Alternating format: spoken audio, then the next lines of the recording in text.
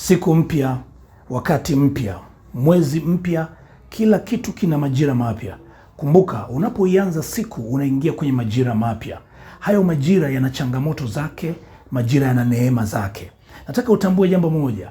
Namwomba Mungu akusaidie katika kipindi hiki cha majira mapya kwako, upate nguvu ya kuvumilia changamoto zinazokuja na hayo majira mapya. Mungu akupe uvumilivu, akupe misuri ya kuhimili hayo majira mapya au hizo changamoto zilizoko ndani ya majira mapya. Lakini naomba kila kikwazo ambacho kimewekwa kwa ajili ya kuzuia zile neema ambazo zinakuja na majira mapya, zile neema ambazo zinakuja na wakati mpya, ninamwomba Mungu azifungulie kwako ili ukapate neema na kibali na kile kitu ambacho Mungu amekiruhusu kwenye maisha yako katika majira haya mapya.